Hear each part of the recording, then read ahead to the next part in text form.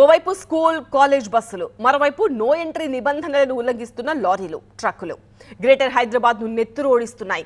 Road ప్రమాదంలో పిల్లలు పిట్టల్లా రాలుతున్నారు. తీరని శోకాన్ని మిగిలిస్తున్న ఈ దారుణాలకు కారణాలేంటి? బాధ్యులెవరు? బడిబాటలో మరణ మృదంగానికి కళ్ళెం వేసేది ఎప్పుడు, ఎలా? భద్రంగా బడికి చేర్చాల్సిన బస్సులే చిన్నారులను బలి తీసుకుంటున్నాయి. పెద్దంబర్పేటలో ఎల్కేజీ చిన్నారి రిత్వికను బడి బస్సు పొట్టన పెట్టుకుంది. షేక్పేటలో లారీ ఢీకొని చిన్నారి అధర్వి చనిపోయింది. 2023లో 6 చిన్నారులు బస్సు ప్రమాదాల్లో చనిపోయారు. 8 మంది తీవ్రంగా గాయపడ్డారు. 2024లో 5 చనిపోయారు. ఇలా బడిబాట మరణ మృదంగం తీరని శోకాన్ని మిగులుస్తోంది. స్కూల్ బస్సులే విద్యార్థుల పాలిట మృత్యు శకటాలుగా మారుతున్నాయి. దాంతోపాటు సిటీలోకి యథేచ్ఛగా వస్తున్న ట్రక్కులు, ట్రాక్టర్లు, లారీలు అన్నీ కూడా ఒక్కసారిగా స్కూల్కి వెళ్లే విద్యార్థుల పైన దూసుకెళ్లడంతో వాళ్ళు అక్కడే స్పాట్లో చనిపోతున్న పరిస్థితి నెలకొంది. బడి బస్సులు యమపాసాల్లా ఎందుకు మారుతున్నాయి? ముందే ఏడాది మొత్తానికి ట్రాన్స్పోర్ట్ ఛార్జ్ లాగేస్తున్న స్కూల్ యాజమాన్యాలు భద్రతను గాలికి వదిలేస్తున్నాయా? తగినన్ని జాగ్రత్తలు తీసుకోకపోవడం వల్లే ఇలాంటి ఘటనలు జరుగుతున్నాయా? అవుననేది ఆర్టీఏ అధికారుల మాట. సేఫ్గా దింపితే ప్రాబ్లం ఉండదు. ఆయా అట్లా ఉండి కొంచెం అటెండెంట్ చిన్న పిల్లలు, పెద్ద పిల్లలకి అవసరం ఉండదు.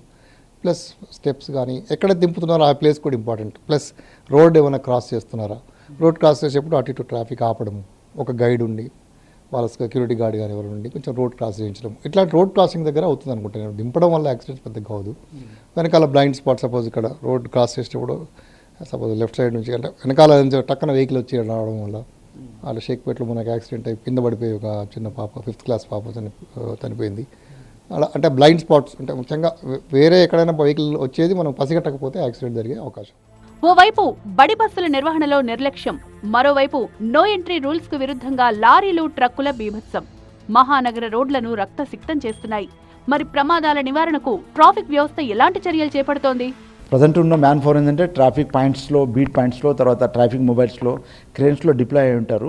బట్ వీఆర్ మేకింగ్ ఇట్ చిన్న చిన్న స్కూల్స్ కవర్ చేయలేకపోతున్నాం. కానీ ఒక మోతాదు మేబీ 400-500 అబోవ్ స్టూడెంట్స్ ఉన్న స్కూల్స్కి invariably our traffic constables, traffic mobiles they will go there. బేసిక్గా బస్సు ఫిట్గా ఉండాలి, ట్రైన్ డ్రైవర్ ఉండాలి, స్కూల్ మేనేజ్మెంట్కి సంబంధించిన రిప్రజెంటేటివ్ ఒక బస్సులో ట్రావెల్ చేస్తే కూడా they put a check on them. వాడు ఓవర్ స్పీడింగ్ వెళ్తున్నా, ర్యాష్ డ్రైవింగ్ చేస్తున్నా, డేంజరస్ డ్రైవింగ్ చేస్తున్నా కూడా you will act like a sobering influence on the driver. So అలా that is management should take this. After all management responsibility. ఎక్కేటప్పుడు దిగేటప్పుడు ముఖ్యంగా ప్రమాదాలు ఎక్కేటప్పుడు దిగేటప్పుడు జరుగుతూ ఉంటాయి. మరి ఫిట్నెస్ లేని బస్సుల మాట ఏంటి?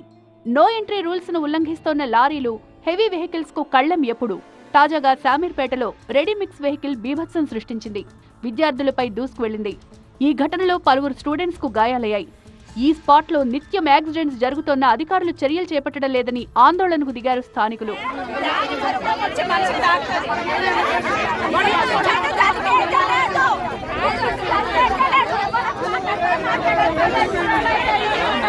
ఫిట్నెస్ లేని బస్సులు నడపద్దని జీవో 35 అమల్లో ఉంది.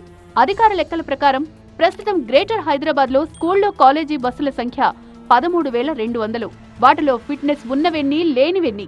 ఫిట్నెస్ ఉన్న బస్సుల్ని నడుపుతున్నారా, లేదంటే తూతూ తనిఖీలు, లంచాలతో అనుమతుల వ్యవహారం ఉందా? డొక్కు బస్సులకు రంగులేసి జీవితాలతో చెలగాటమాడుతున్నారనే ఆరోపణలు వ్యక్తమవుతున్నాయి. ముఖ్యంగా శిక్షణ లేని డ్రైవర్స్ వల్ల ప్రమాదాలు జరుగుతున్నాయని ఆర్టీఏ అధికారులు, ట్రాఫిక్ పోలీసులు క్లియర్ కట్ గా చెప్తున్నారు. మరి అలాంటి స్కూల్, కాలేజీ యాజమాన్యాలపై చర్యలేవి ఎప్పుడు?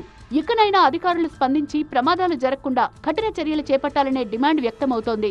ఫిట్నెస్ లేని బస్సులను వెంటనే వాళ్ళు దాన్ని వెంటనే సీజ్ చేయాలి. అలాగే ఆర్టీఏ, పోలీసులు, పేరెంట్స్, ఇటు స్కూల్ నిర్వాహకులతో ఒక ఎవ్రీ 3 monthsకి ఒకసారైనా ఒక సమీక్ష సమావేశం ఏర్పాటు చేయాలి. ఎందుకంటే ఇటు బస్సు డ్రైవర్లకు కావచ్చు, అటెండర్లకు కావచ్చు, ఆయాలకు ఎప్పటికప్పుడు వాళ్ళకి నిబంధనలు కానీ ఏ విధంగా సేఫ్టీ ప్రికాషన్స్ తీసుకోవాలనే కోణంలో అందరూ కూడా వాళ్ళకు ఒక గైడ్లైన్స్ అయితే ఏర్పాటు చేయాల్సిన పరిస్థితి అయితే కనపడుతుంది. ఈ విధంగా అందరూ కనుక సంయుక్తంగా వాళ్ళు గైడ్లైన్స్ ఏర్పాటు చేసి ఒక సూచనలు ఇస్తే ప్రమాదాలు కొంతమేర తగ్గించే అవకాశం అయితే స్పష్టంగా కనిపిస్తుంది. కెమెరా పర్సన్ వెంకట్తో వాసు, TV9 హైదరాబాద్.